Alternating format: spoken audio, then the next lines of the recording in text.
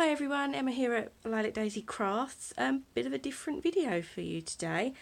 Now, a couple of weeks ago I did a video making a card using the Stamperatus, which I've only recently started playing with properly. And one of the things that I've seen lots of people doing is making templates to stamp in a circle. So I followed a tutorial from Wreath at Artful Stamping. Thank you very much for your tutorial. And I made a template.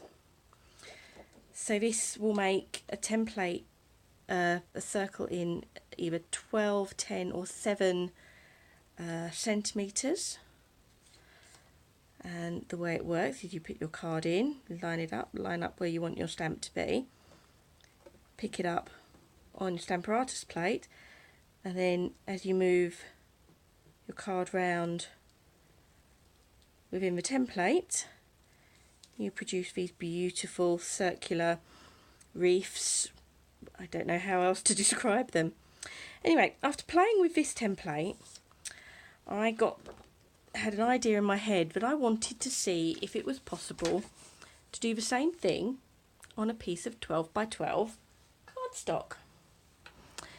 Now, I had a look around and nobody else seemed to have done one, so I thought, right, I'm going to have to do this myself. So I got busy. Now, to make a piece of paper big enough to form my template, I had to stick lots of pieces of paper together. So what I did, this is my one that I made, my final product. So I did exactly the same thing as with the smaller template. There's a piece of 12 by 12. So I've already stamped on this one. So I did the 2 key points that are easy to match up. So matching up the horizontal lines and the vertical lines, and then the horizontal and the vertical on the points. Then had to work out how to do the other points. As it happens, it was much easier than I thought, because I worked out that if I measured the distance from the centre to the point, that was obviously going to be the same all the way round. So I found that.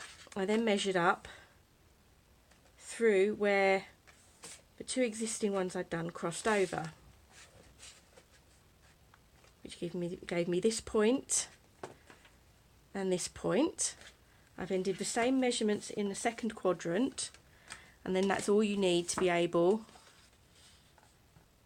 to match up your squares. So that gave me the blue. Now it occurred to me, with such a big circle, you might want, if you're using smaller stamps, you might want to be able to do them closer together. So I did exactly the same measurements through the new crossovers. Again, did it all the way around 2 quadrants. And then I've marked those in here on yellow. You can see I've got 2. Now, I had a go stamping with that. As you can see from this red, because it's such a big circle, if you line up your initial stamp with the 12 by 12 point, it disappears off the page quite a lot. So I had a play, tried some different measurements, and came up with a 9 by 9 square. So I cut a piece of card down to 9 by 9, went through exactly the same process as for 12 by 12, and again I did for 2 different sets. So I've got one set in green and one in red to give me the different options. And then once I'd got that, I drew my template. And one thing I discovered quite early on is that you need to position your acetate sheet, window sheet, so that all the points as you come round the full quadrant fit on the acetate, and you need to make your have your acetate bigger than the size of the Stamperatus. So I'll show you what I mean by that in a moment. But what I've done is, again, I've marked in 2 different colours, so that if I only want to use the larger points, I can easily differentiate between the 2 when I'm moving my cardstock around on the Stamperatus. So I'm just going to move that out of the way and get my Stamperatus out. So here is my template. I tend to flip it so that, there we go, that way around. So as you can see, it comes off the edges of the Stamperatus. You need it to do that to get all the turns on. So it makes it a little bit more fiddly than a standard template. You can also see I've marked one of the points. That's my starting point. When you've got so many points, I found it easier to mark where I was starting my stamping. Just helped me focus on where I was lining my stamps up to. So what I then did, this is one of my test pieces, and I stamped this. So I lined up my stamp using, as you can see, is my test stamp, using the 9x9 position. Picked up my stamp on the Stamperatus. Let me just see if I've got that stamp set handy. Yes, I have. So, lined that up at the 9x9 point. Picked it up. Let me get my magnets out.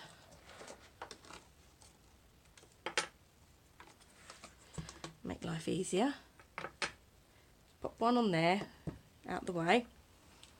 Then lined my paper up with the 12x12.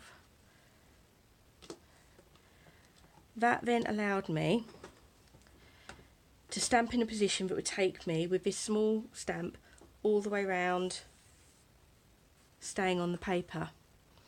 Now this particular one, I've used all the points. So I've gone all the way around, stamping in every position, which has given me this circle.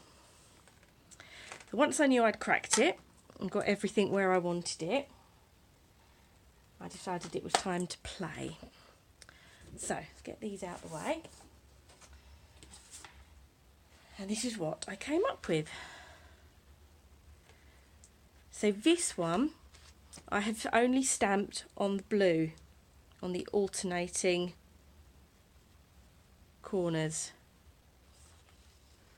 Again, for my first stamp, which was the branch, I positioned my branch here, and then obviously once you've got that, you can use your can position it on your paper, because you know where things are going to fall by then. So I did my branches going all the way around, then the blossoms, and then the bigger blossoms. So what I'm going to do now is I am just going to add a little bit of extra colour to this using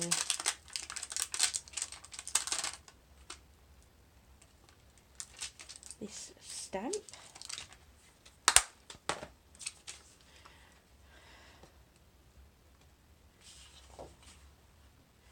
So again, I like to start in the centre. One thing about this one is, because you've only got the one point to line your cardstock up, as you can see, it's not always as brilliantly accurate as the other templates where you're able to line up all 4 corners. But I think it works pretty well for what it is. So I'm going to put this there. Add a little bit of extra colour pop. So let's pop it on that one. So I'm just going to pick that up on the plate. Make sure everything stayed in position. I'll grab my berry burst. one thing I have found is it's much easier to ink up your stamps on the plate if you've got something that levels it out a little bit. So ink it up, double check everything's in position, stamp. And then again, because I've only used the blue, I need to move it around to the next blue point.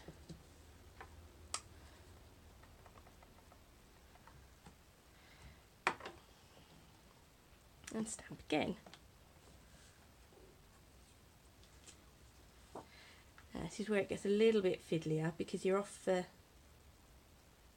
solid plate. You have to be a little bit more careful, but you do have a point on both sides to line it up.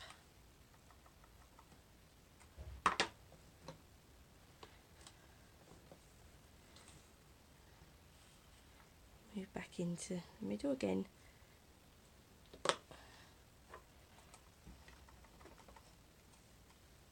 As I said, it's a little bit fiddlier than a standard template because you are working on a larger scale. So you've got less of the paper. With the sort of small templates, you've got the whole piece of cardstock you're stamping on the Stamperatus. With obviously this, you've only got a small section of it. So you have to be a little bit more careful. You need a little bit more room to work in.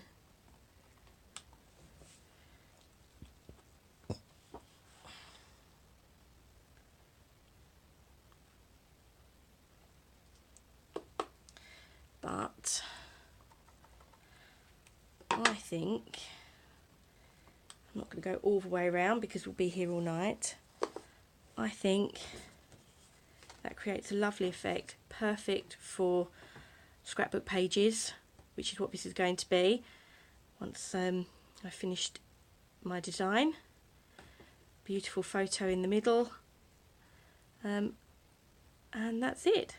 I will be putting some more details about how I created the template on my blog, which will have all the details, some of the measurements, and lots of photos to help guide you through if you want to make one of your own. Thanks very much. Bye.